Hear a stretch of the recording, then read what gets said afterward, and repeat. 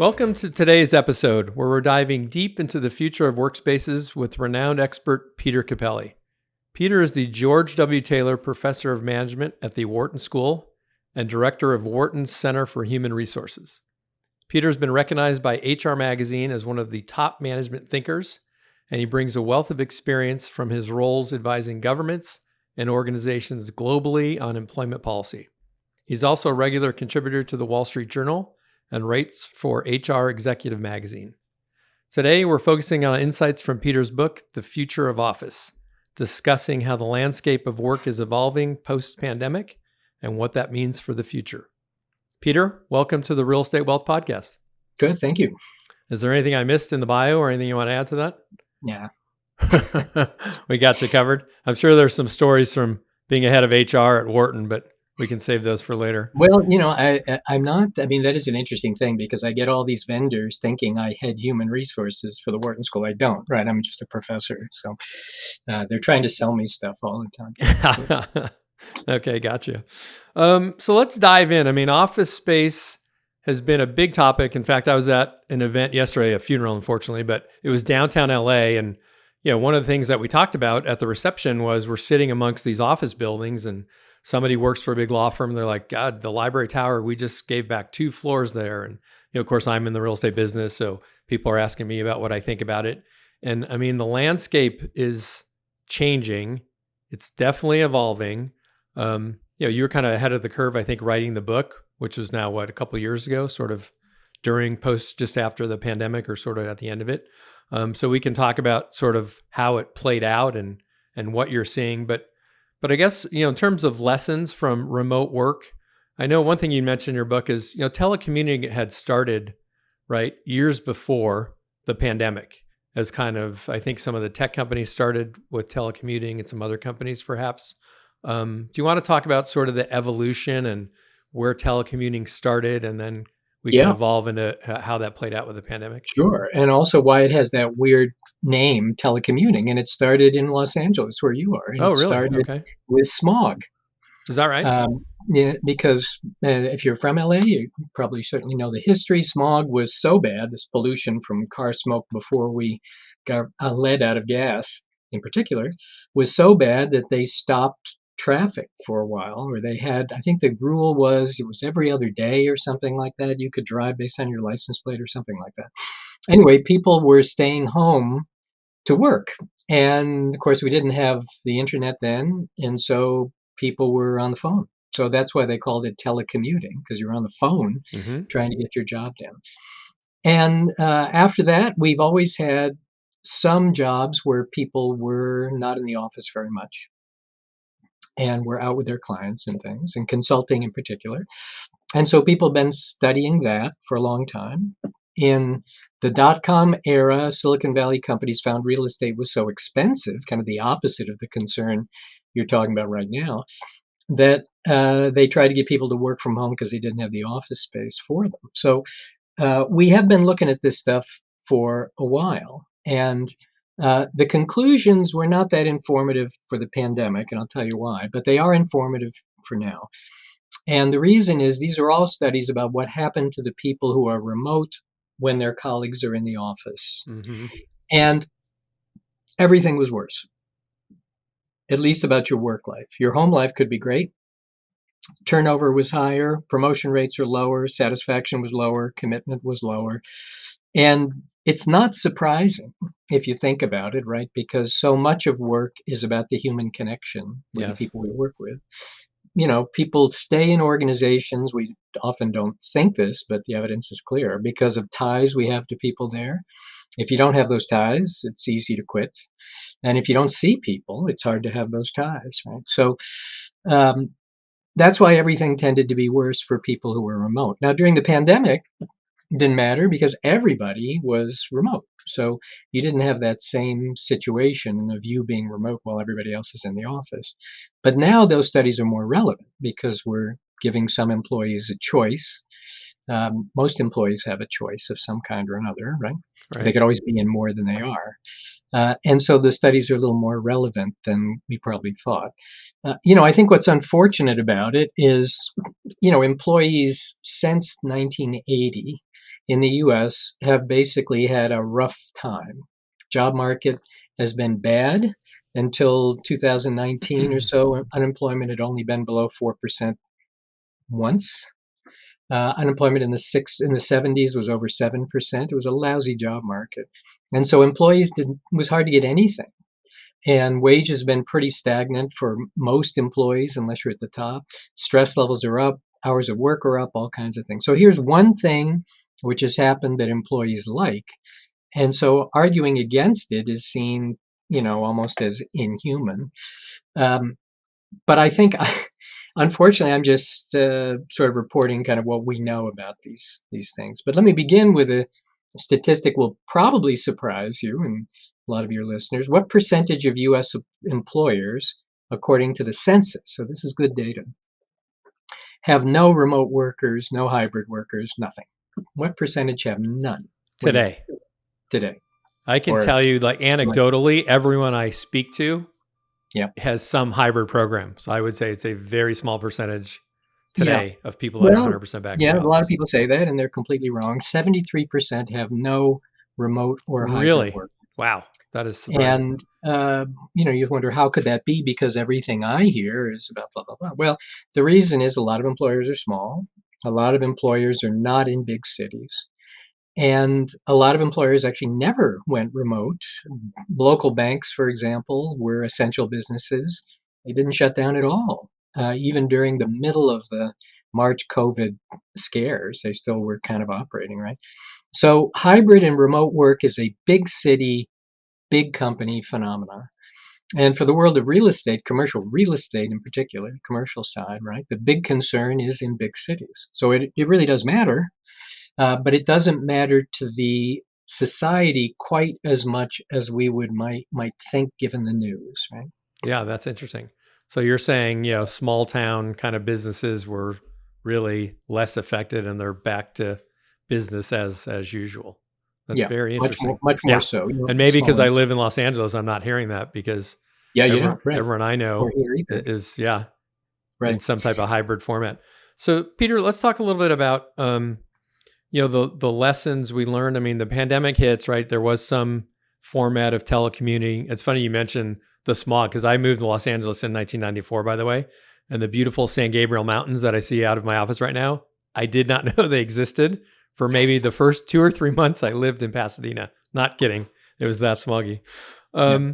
So the pandemic hits and no one was really prepared. I mean, I think you Yeah. mentioned most employers were caught very flat-footed, right?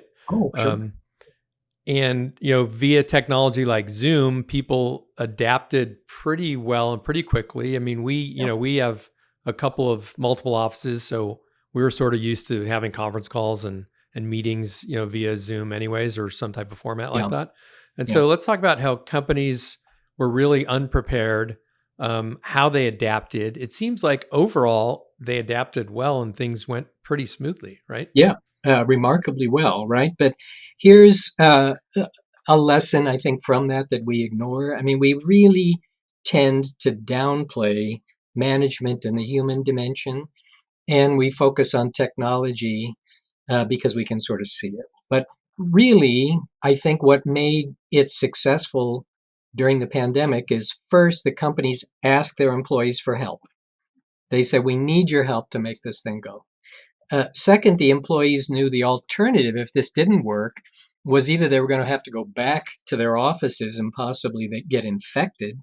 It's easy to forget how scary that was, like in March 2020, Yes. right? When we're Very washing unknown, our very groceries scary. Yep. down with disinfectant and stuff.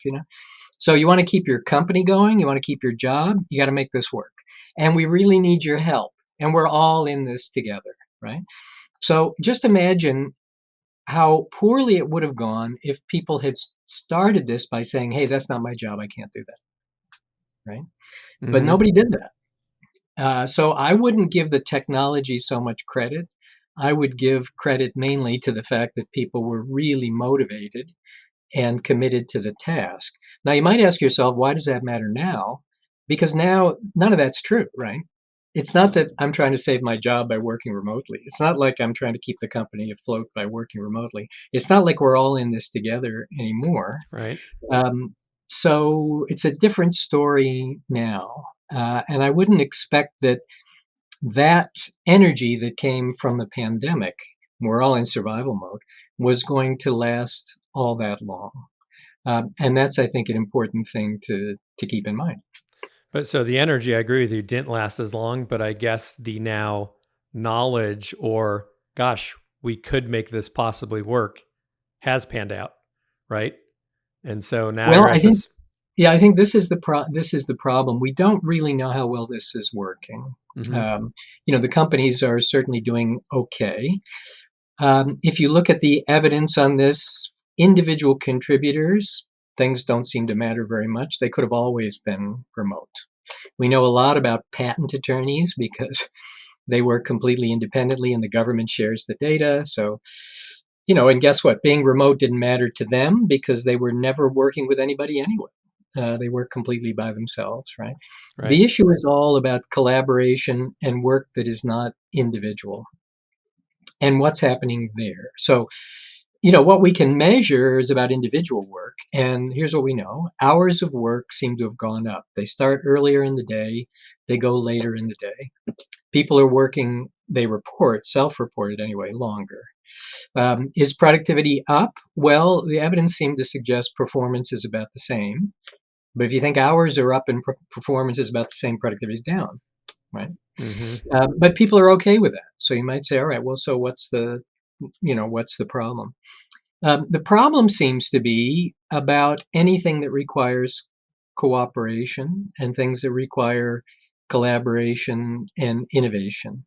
And the problem is we don't have good measures about that, and not many people are doing any studies of it, even inside companies. So I did a study this last year, though. I did focus groups asking hybrid employees around the world, how are things going? And, everybody wants to keep it because they've adapted to it. And for employees, this is the new normal. It's been going on for 4 years now, right?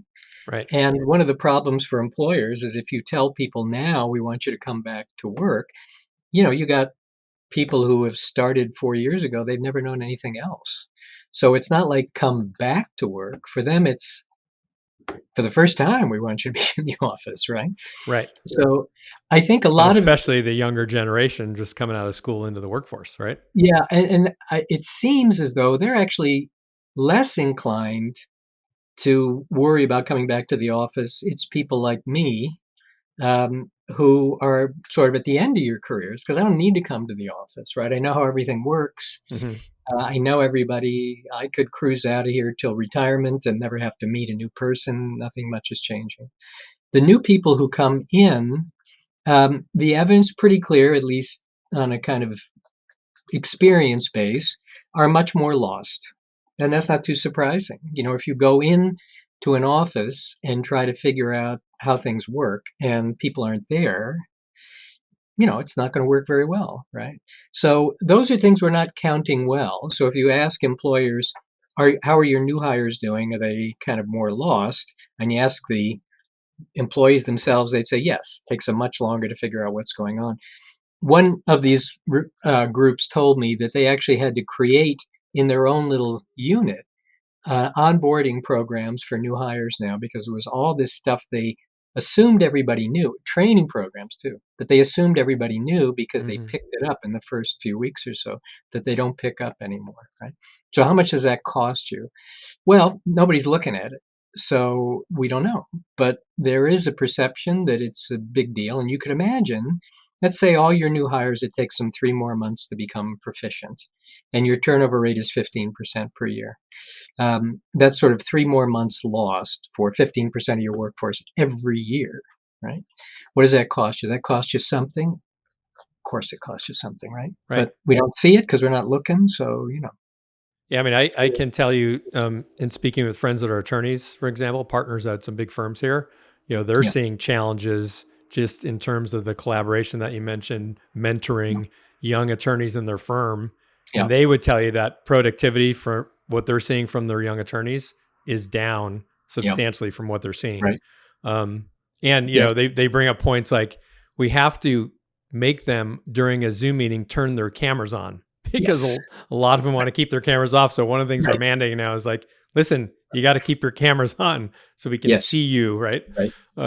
So Right. it's very interesting. And as an employer myself, do I love the hybrid? No, I'd rather see people in the office, but maybe I'm old school. I don't know.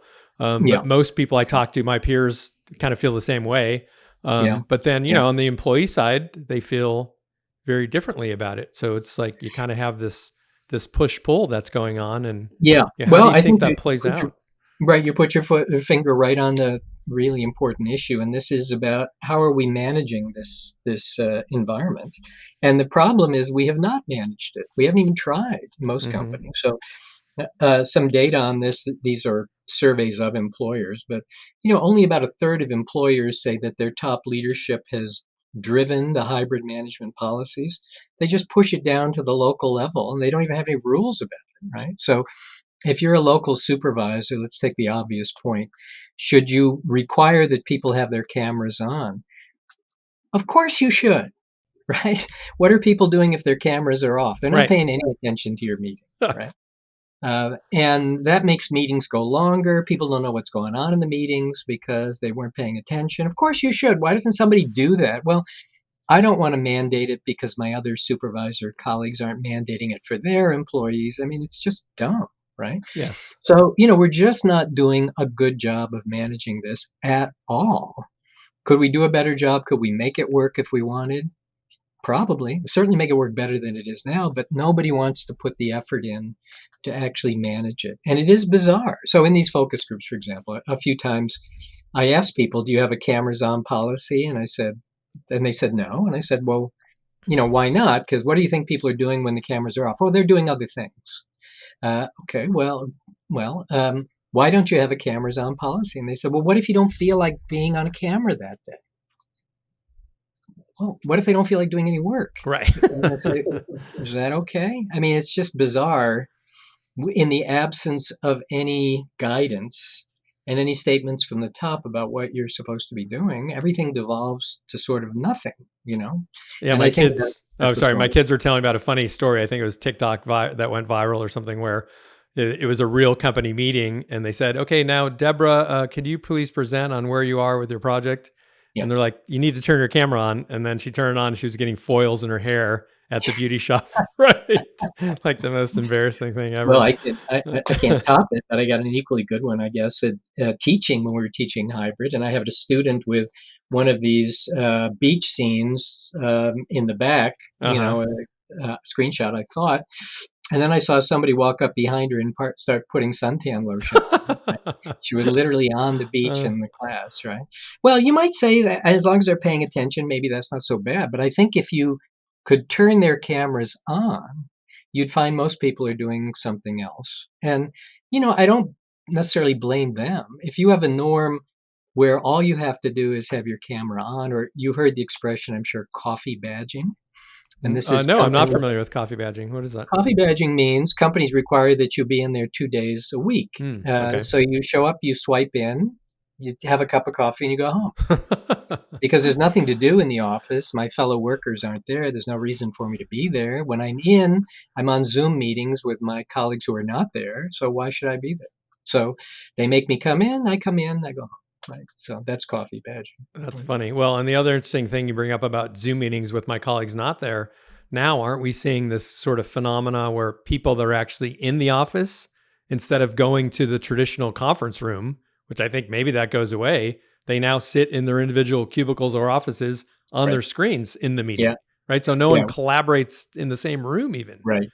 Right. And those of us who remember meetings, and Yes. maybe it's just you and me, uh, all the important things that happen in a meeting happen after the meeting's over, right? When you're walking back to your office with the other people Hmm. and you're swapping information, True. right? Or before, right? Yeah. Or before, Collaborating right? before. Yeah. When you're sitting around, right? And But we're the losing argument all. I heard from somebody was they're like, no, it's way better because now, I can take control if I have to present something and we can screen share and, it's easier to do it when everyone's on their laptop. What? Yeah, there's a million opposite arguments. Here's one of them, which I heard from these folks in focus groups. When you're presenting, you have no sense that you've lost your audience. Mm, Mm-hmm. because their cameras are off anyway. Right. I was So going to say, are because their you cameras are talking to off. Of anybody? Is course you everybody lost them. even there? When is it that people are getting bored? And it's hard to tell, right? So there's all kinds of problems with Zoom meetings. But here's the biggest one: meeting time for remote workers has gone up considerably over what it was before, right? So remote workers are spending more time by a lot in meetings than they were before. And most everybody thinks meeting time is largely wasted. So could you do something about that? Of course we could, but we're not, right? You could have rules that say you can only have a Zoom meeting for these items. And if you're going to have a meeting, it has to be done this way with an agenda and a decision to be made at the end and with cameras on, and it can only be this long. We could do things like that, but nobody Mm-hmm. does. Mm-hmm. So we just waste more and more time. It's Mm-hmm. a So it's a how so terrible so thing. to your point, Peter, then how are companies sort of balancing this right now? It sounds like it's in disarray for the most part. Everyone has different policies, procedures. There's no Yeah, I uniformity. think it's a mess. I Yeah. think it's a mess. And here's the big battle. I think the 30,000-foot view of this is, on the one side you have the CFOs who actually were driving remote work. Believe it or not, you don't think of CFOs as being employee friendly. And they weren't doing it to be friendly. They were doing it to shrink their real estate footprint, right? Correct. So in the first few months of the pandemic, before we knew it was going to last, some survey, I forgot an exact number, but I think it was 40% of CFOs, and I think this is in my books, I could probably look it up, said that they were already planning to cut their real estate footprint. And it wasn't even clear that, this was going to go on for very long. And here's the second thing that happened. They shrunk the footprint. The first thing about that means you've lost your office. Okay, so you can't come back to your office because your office is gone. Mm-hmm. The second thing is we've moved to open office plans, right? Open office plans, you don't have a desk anymore. And that means you're sitting right next to other people. And didn't we have a pandemic a little while ago here where we were afraid to go to the office because of we might be infected? So let's jam everybody together in open tables, right? That sounds like a good idea. And then the third thing is, in order to make that work, we move toward hoteling. And Mm-hmm. hoteling means when you come in, you don't know where you're going to sit. Very little chance you'll be sitting with anybody that you know. Your reason to come into the office is social contact for some reason with people, and you might be randomly there. So, the focus groups I was doing, they had a mandate to come into the office for people.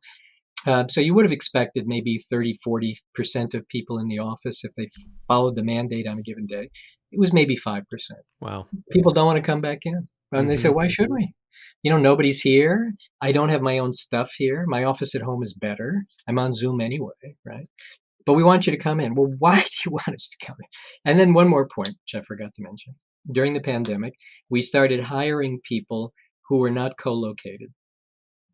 So on your team, we put on some people from India because they were really good and really cheap.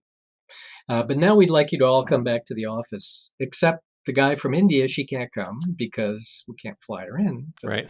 this. So you can't back up, right? That's the problem. Yeah. We made these decisions without thinking about the longer term. But you shrunk your footprint, you moved to these other issues. You want to get people back in the office, but you've tied your hands, so you can't do it. Right. So it's a battle between the CFO view and the line managers who say, I need people here, I need collaboration, I can see what we're losing. New people don't know what they're doing.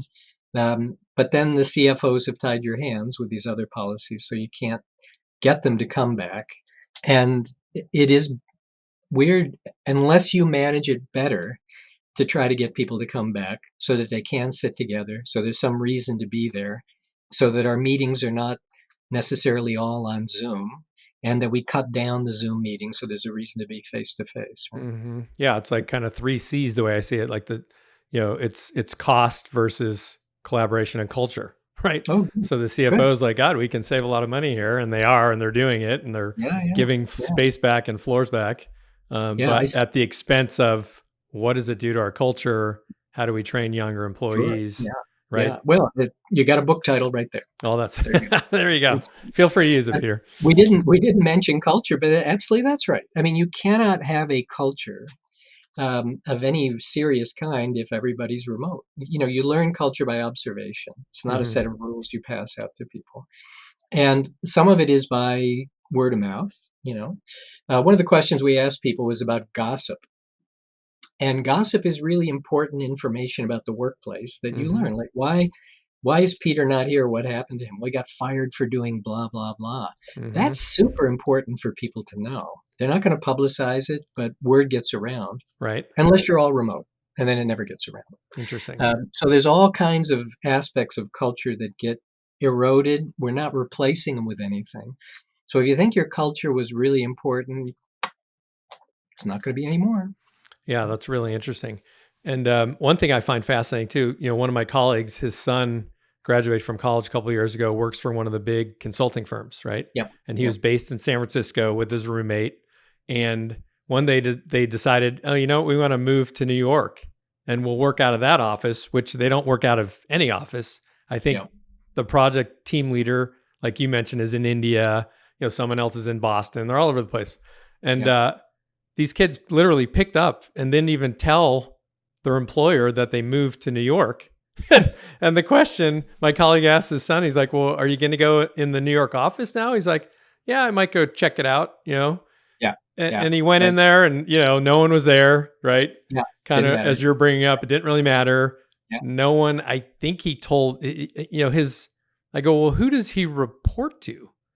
And they said, well, in the company, it's kind of like there's like an HR person that now all these people sort of report to, which Yeah. I thought Yeah. was really interesting too. But his Yeah. team leader was in India. So, Yeah. I mean, again, I find the whole thing just crazy in my mind. But these young kids coming out of college, that's what they know. So maybe, it's the new norm for them. And, Well, and here's, as you're saying that, I can see the labor and employment attorneys around the country's heads are exploding mm-hmm. because your employees are governed by the laws where they're working. So as soon as your son's friends move to New York, they have different tax implications and they're not reporting that. So they're probably getting their company in trouble, or they will if Very anybody good catches point. them. Yep. And in New York City, you've got city wage tax you're supposed to be paying. And if you're working in New York City, you're liable for that. And there's the employment laws vary state by state. And, a lot of organizations with fiduciary obligations, it really does matter where your employees are working from. If they Mm-hmm. take off for a few months and go to Mexico and they're out of the US working outside the US, you violate a whole bunch of other regulations, right? Mm-hmm. So um, it's much harder than we think. We just haven't been paying attention to it. But maybe uh, your listeners now will go bother their general counsels and watch their general counsels' heads explode on them when they find this stuff out. Right? Yeah, that is an interesting point.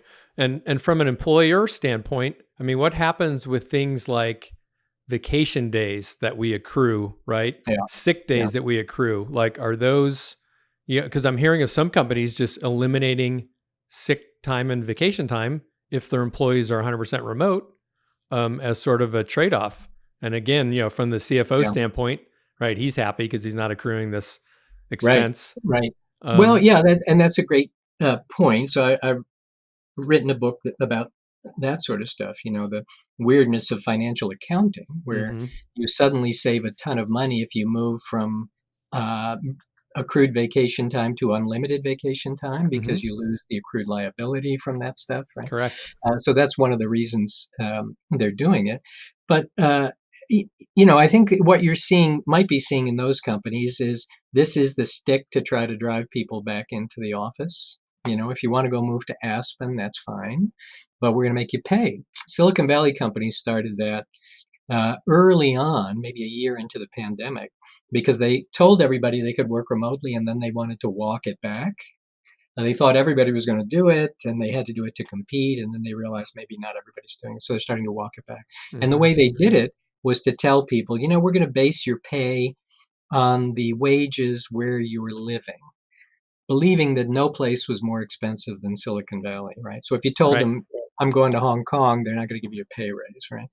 Um, but then they just started telling them, and I think the figure was typically 20%. We're going to cut your pay 20% if you're going to If you're relocate moving to somewhere, Dallas or something. anywhere. They Yeah. started anywhere, right? Wow. Interesting. Which is a way to try to walk it back, right? Hmm. Yeah, I remember reading that in your book, which I thought was very interesting too, as a way to Yeah, walk it back. kind of Because mean, people right? are like, "Well, I can live anywhere now." They're like, "Okay, great," but it's not as expensive in, right? in Oh yeah, Nashville as it is in San Francisco. So here you go. sure, Yeah. absolutely. But I think, at least I can tell you that I asked my students a few years ago, and it was quite depressing, I suppose you might say, do you believe anything the employers are telling you about their jobs? And they said, no, we don't believe anything they're telling us. Right? Really? And here you go, right? They told you could live anywhere, and now they're pulling it back. I think anybody who literally moved someplace relying on the fact that their employer was going to allow them to keep working remotely, wow, that's a hell of a bet, right? Mm-hmm. Because Mm-hmm. even if the employer doesn't change your practices, people get laid off all the time. And one of the other things we know, far easier to lay off people who you don't see, right? Mm-hmm. And And we then, yep, and we see it. I have a place in Park City, Utah, and during the pandemic we were there and we were meeting people that, were there full time. They're like, "No, we've relocated from California to Park yeah, City," which I thought yeah, was very interesting. And that was during the pandemic. They sort of made the right, bold move, right? Where they're like, yeah. "No, I can be, yeah, I can work independently here and be remote, and so we're And going then to move." yeah, right. I mean, it's a hell of a bet. I mean, Yeah. God, I can't imagine doing that, moving your family and everything, and then you get laid off and you say, well, I'll just find another remote employer. Well, there's not quite so many of those around anymore. And that's a heck of a bet to make, right? So, Peter, let's talk a little bit about the office itself, office buildings, right? This is a real estate Yeah, show. yeah, And one of the yeah, things that, I started the company in 2008 during the distressed yeah. GFC, right? Kind of buying distressed multifamily. And Hmm. now we're seeing a phenomena of distressed office, right? Yeah, Like we've never yeah, seen. I mean, yeah, we don't buy office. I own a couple buildings, the building I'm sitting in now, and we own a mhm, building in Phoenix, but we're the tenant of those buildings, right? So yeah. I Sorry, feel pretty sorry to good hear about that. that. Yeah, well, I feel pretty good. I mean, we're the tenant, so Okay. I think we're okay for now. But I look at, like we mentioned, the high rises downtown LA, et cetera. Yeah, I get broker flyers constantly sent to me, about office properties, and we're seeing. I mean, the valuation declines I'm yeah, seeing are unbelievable. I mean, yeah, 60%, 80%, 90%. People are yeah, telling me, this office building is worth the dirt minus demolition costs. The yeah. dirt Wow, minus demolition costs. wow, wow, I mean, that's wow. Yeah, staggering to me. yeah, So I mean, what do you think becomes like, could we see a day where, I mean, obviously housing is a need, right? And so everyone says, well, we can yeah, yeah, convert to housing, but yeah. converting a traditional office building to Right, multifamily is very right, right. difficult, Yeah, really very expensive. expensive, doesn't Yeah, make sense typically. It's much cheaper yeah, to scrape it yeah, and build anew, right?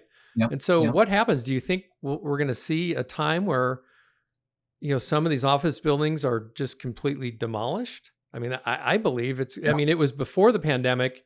You could argue there was too much office space from a supply demand standpoint before the Yeah. pandemic. Right Okay, which one? now, with everything we're seeing, there's Yeah, yeah, way too much excess yeah, space. yeah, yeah. So, how do you think that plays out from a real estate standpoint? Yeah, well, I was going to ask you about like in Philadelphia, all these condos are going up still, and I'm thinking where are all these people coming from? But one issue is to think about who is likely to be the most distressed, which communities, and I think it's these s- ex-burbs, right? The corporate office park communities, because if Hmm. you could really work remotely, why would you want to live near these sort of big suburban office centers? There's no reason to be there. Hmm. The only reason to be there was to cut your commuting costs. Now, in the cities, they have some appeal. Not everybody likes living in cities, but some people really do. They have some appeal. And the countryside has its own kind of appeal, again, Hmm. for different kinds of people. But the suburban office park communities have, I don't think, any appeal. I don't think anybody particularly says, let's live near uh, a corporate office park, right?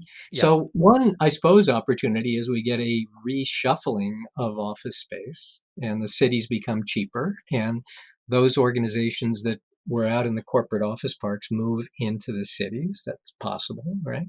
And city real estate got cheaper compared to country real estate for residential during the pandemic, right? So that's possible. We get a reshuffling of it. Hmm. Um, I think the other thing we shouldn't discount is if you're looking at a trend, for sure the trend is not more remote, right? The trend is a little bit less as companies try to get people back in the office more. Now, the problem is if you get people back in the office, more people back in the office, but you don't get them in more days, you haven't helped the real estate problem much, right? You don't need necessarily more space. It helps the stores and things in the cities for sure. Um, but I think the trend is back toward more in person. And whether that will continue, even if it continues slowly, it would help commercial real estate in the cities. So Hmm. I don't think it's quite as disastrous. I think what we're seeing now maybe we could have anticipated because so many leases, I understand, were quite long term, Hmm. and so buildings were empty, but they're still being leased. But now the leases 4 years in Hmm. start to come up, and now the prices are being cut, right? So Right. Well, in because the Philadelphia, they're footprint, talking about more lab space and things for these buildings. Not going to be offices per se, but it's going to be something, So data centers, maybe right? it won't Right. be quite so Converting bad. to data centers, perhaps I heard, right? As we're going to need more and Yeah, more electrical power with, yeah, the green movement and AI and everything else. yeah. Um, Bitcoin. yeah, we need a lot for Bitcoin, that's for sure. Um, yeah, so it's very interesting though, and so you think there might be a barbell effect where downtown main metropolitan cities do okay, and then the park cities or more sort of rural areas do okay, but in the middle suburbia might suffer somewhat. Is that kind of what you're thinking? Yeah, the Tyson Corners, the King of Mm-hmm. Prussia's in Philadelphia, Mm-hmm. that maybe those are the places that are Yeah. going to suffer And it more. does seem like some of those mid-rise, like 5-story sort of office parks are really seeing a lot of distress right now, especially Yeah, the yeah, class B, right, less amenitized, are seeing large yeah, yeah, declines in value and use stays. yeah. Um, how do you think, Peter, AI, right, is obviously here? It's moving quickly. You know, Elon Musk says the technology is moving faster than any tech he's ever seen, which it seems to be correct. I mean, how do you think technology plays into this whole thing? How do you think AI plays in this whole thing? Because we have this sort of soup now that sounds like employers are trying to figure out, employees are trying to figure out where's the balance. We Yeah, have this glut of office yeah, space. How does that play out? Now we're going to throw yeah, AI, which is going to change jobs and certain yeah. jobs, certainly. Do you have any feel for how you think that might play out? Have you done any studies Yeah, on we that? do. And I think, one thing for us to bear in mind is what almost nobody has any direct experience with AI, Hmm. really, in the workplace. And when I ask people if they're using AI, a lot of people say yes, but they're not. They're using computer-based systems. They're using applicant tracking systems, which are not AI. They think anything computers is Right. AI. And so what's driving the perception is the people who are selling AI, like Elon Musk, right? And they're telling us what is possible for AI to do. So I guess what I would ask listeners to think about is go back to 2016 and think about the arguments about driverless trucks and driverless cars, where we were told that we better figure out what to do with all these unemployed truck Hmm. drivers, right? And the predictions were by 2019, driverless trucks would be everywhere. Why was that so wrong? And the reason it was so wrong is because those were all projections based on what was technically possible for computerization to do, not what was going to be cost effective for computerization to do, or what there was actually even a demand for it, right? So if you think about it, anybody buying a Corvette want to buy a driverless Corvette that's going to drive you around? Or if you got a rump and stump and pickup truck, you're going to let Sparky drive it for you while you just sit in the front seat doing your nails? I mean, who's buying that, and how much is it going to cost? Like Waymo and the other taxi companies, they're driving in San Francisco brand new Jaguars with probably $100,000 worth of equipment to navigate in each of those things. And they're going to compete against Uber, which has zero investment in those cars. Is that going to work? So also we're talking really about large language models and generative Yes. AI. when we talk about AI. That's what people are talking about now. And one of the things to bear in mind, so we've written an article about this, which has just appeared in the Sloan Management Review, if folks want to see that. And we're just sort of walking through this. If you think about it from the perspective of the work rather than the perspective of the technology, you get a very different story. So you say, for example, well, ChatGPT can easily write all these letters that go out to customers. You won't need people to write those letters anymore. Employees don't write those letters now. They're all form letters, right? And they go through legal, they have to be approved. We could have ChatGPT rather than customer service agents answer the calls. Well, the customer service agents are following scripts right now anyway. The chat bots have all got their own scripts already. And do you want to have ChatGPT answering those calls because they get creative? You may have seen this case against Air Canada, quite revealing. Air Canada had a chat bot powered by ChatGPT, I think maybe. Mm-hmm.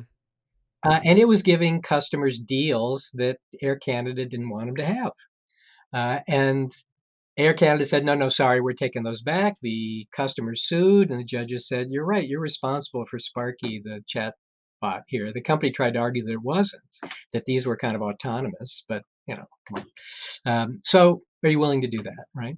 And I think it's also important to say how much work do we think ChatGPT could really do for you right now? What they're good at, they can give you answers, so lots of people use them as a search engine, but they're not adding much compared to what Google search would do for you right now. If you say to ChatGPT, I'd like a job description for this job, boom, could it do it for you? Yeah, but so could a Google search. It's not going to add that much to you, right? ChatGPT and those large language models are useful when you need a summary of a literature that you don't know much about. That's what it's really good for. So ask yourself, how often do you need that? And then if the answer is a lot, you have the next question is, how can I tell whether this summary I've got is realistic or crazy? Because occasionally it's crazy based on the data sources that it might generate the results from. Yes. And then the third thing you have to worry about is every time you ask even ChatGPT the same prompt, you're going to get a slightly different answer. And if I don't like the answer that you got when you did the report for the company, I go to a different large language model, put the same prompt in, I'm going to get a different answer. And sometimes those answers are quite different. And sometimes they're meaningfully different. So if you're the boss and you got 4 people reporting to you on a project, and they generate 4 separate reports from their large language model on what we should do, they all go to you. What are you going to do? How are you going to sort them out? Well, it's impossible at present, even for the people who write them, to know exactly why those answers are different.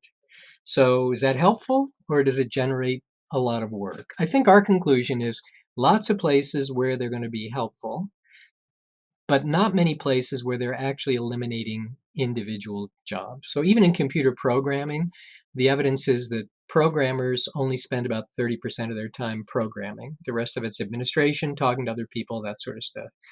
And when you allow code to be pulled up by large language models, it helps initially, apparently, so people have studied this, but it also generates more work because there's more problems you have to clean up afterwards. So it doesn't eliminate programming jobs, right? So it's a useful thing. It's going to be helpful in lots of places, but it's hard to see it eliminating very many jobs. If you look at machine learning and algorithms that are based on it, lots of cool things that could do. So far, it hasn't been used much at all because it's super expensive to generate, right? So if we just ask the question, what could it do? You get really exotic answers. But that's not the question most of us care about. What we care about is what's cost effective to do and what is sensible for us to turn over to them, right? And then the answers are always much more modest. Right. And I mean, I think you bring up good points. And I think, like a chat GPT, I mean, they're in their infancy stages, right? So how is that different 6 months from now, 6 years from now? Time will tell. They're going to get a lot better, right? We know. Yeah, but the thing is, the breakthrough there came from the ability to do what machine learning did to data to text. And that's the big breakthrough. And could they get cleaner at that? They could. But we're going to need a different kind of breakthrough, I think, to take it to a level that we don't recognize Hmm. now. Getting better on that path does not seem like it is going to fundamentally alter what it does. It'll just get better at doing that stuff. Yeah, I guess time will tell, right? I think it's going to fundamentally change, but we'll see. And then if it does, what happens to work? Does it expand work, right? Or do people lose their jobs? Does it create more opportunity? Does it create opportunities we don't even know today that Yep. would be a job that, right? Like Yep. think about an Hard to app predict. developer on an iPhone, right? If you ask someone Yeah. 20 years ago, "Oh, I'm an app developer," you'd be like, "What's that?" Now Yeah. everyone knows what an app developer, right? Yeah. That job didn't exist. So it'll Yeah. it'll But it wasn't that different than computer yeah, yeah, programmers, right? You're programming just a different kind right. of thing, right? But And created. I think, so I guess my advice is, though, is we don't know. Yep. It's always possible, all things could happen. I don't see anything really taking over lots of jobs Hmm. yet, Hmm. right? And I guess what I would recommend is, if you're an employer, I wouldn't take my advice from the people who are selling you the technology. Yeah, well, yeah, I agree with that. You got to look very hard, and you make a good point. Like they're selling you AI that's really out of the box, sort of not real AI, in my opinion, too. Right? Some of the stuff that people are trying to sell Yeah, you. yeah, well, that's Yep. for sure true. And I think where it's going to be most useful is stuff we haven't really done yet, and that is inside your organization, making sense of your own Hmm. data. That's really the opportunity. But the problem there has always been the database management required to get the stuff together so that you could look at it. That's been the drawback to machine learning with Hmm. numbers, which we could have done for a long time now, or many years. It's not happening because it's held up by all the costs of doing that, right? And the same thing confronts generative AI.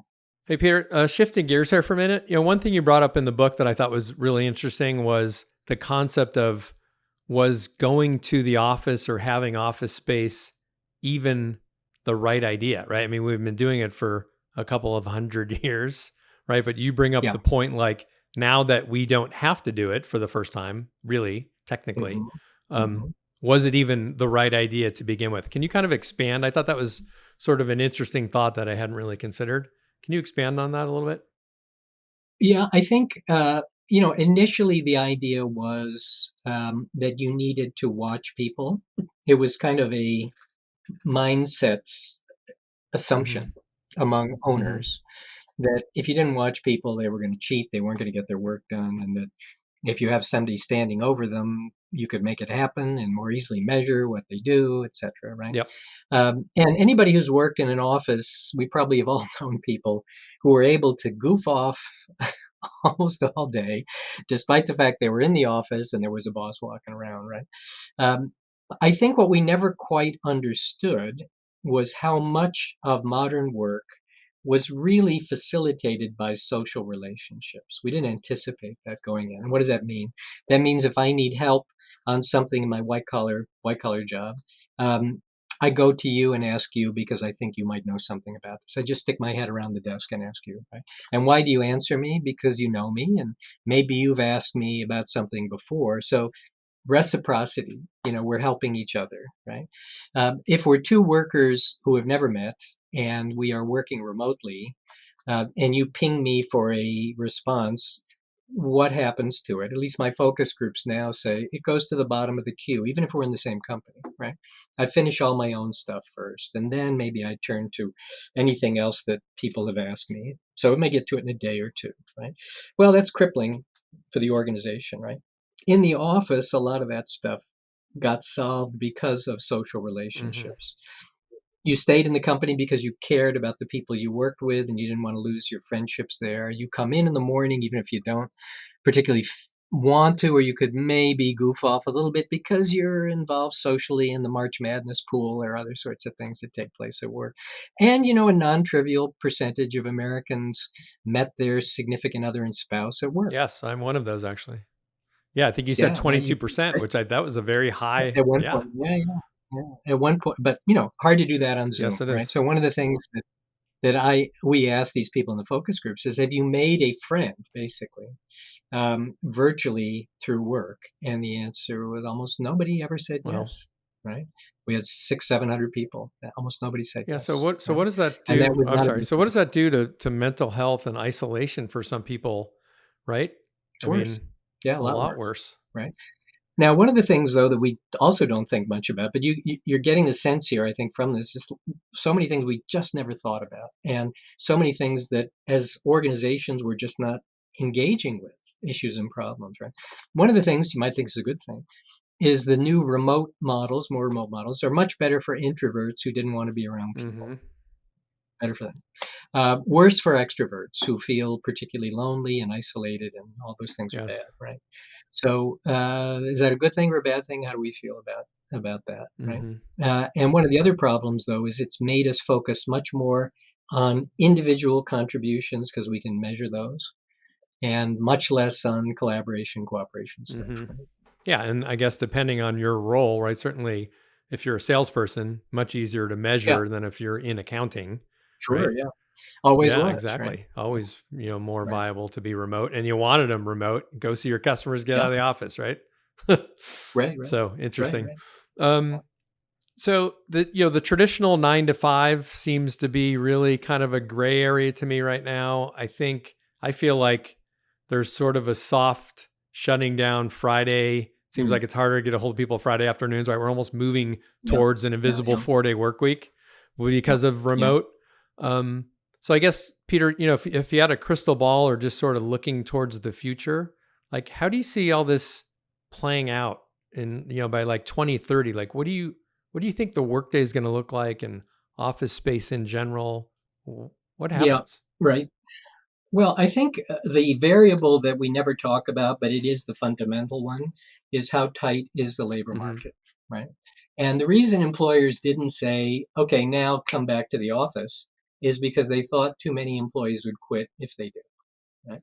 And why do they think employees would quit? It has nothing to do with what employees want.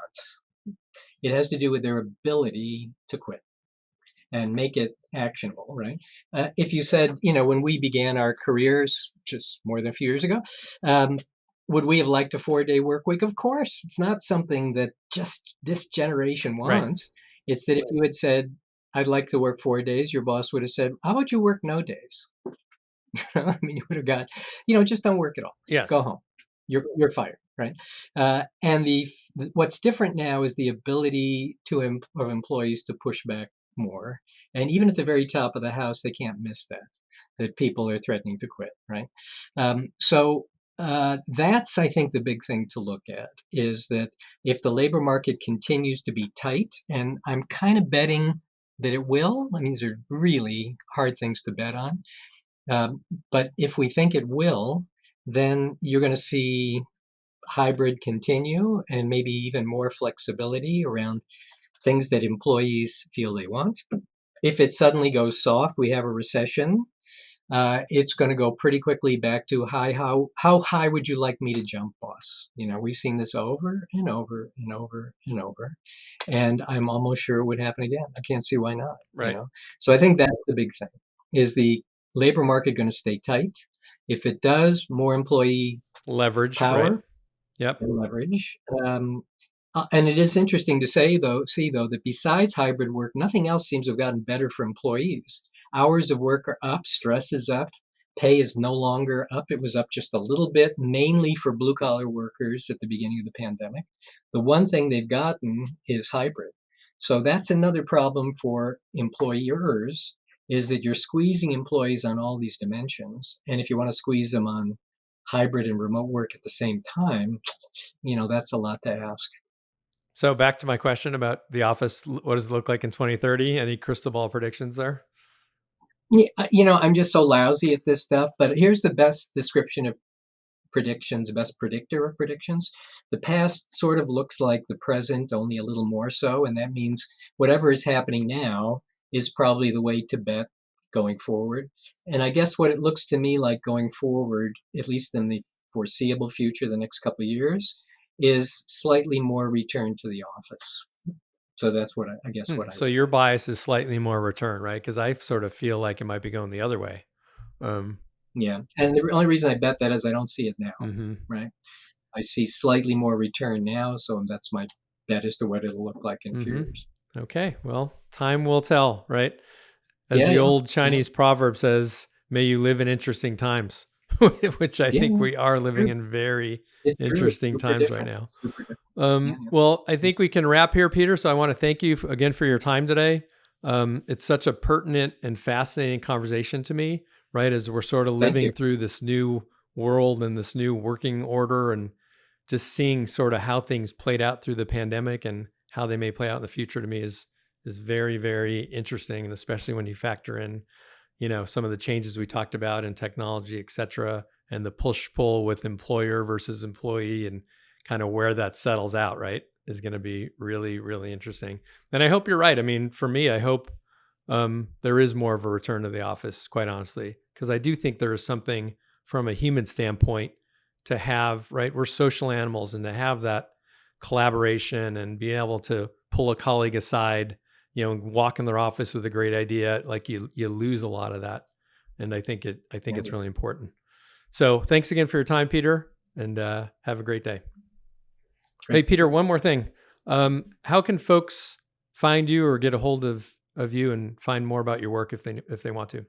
Well, the good thing about being named Capelli, Cappelli, there's not a million of us. So if you look for Peter Capelli, you'll find me probably in all kinds of Okay, places. terrific. All right, Peter. Thanks again.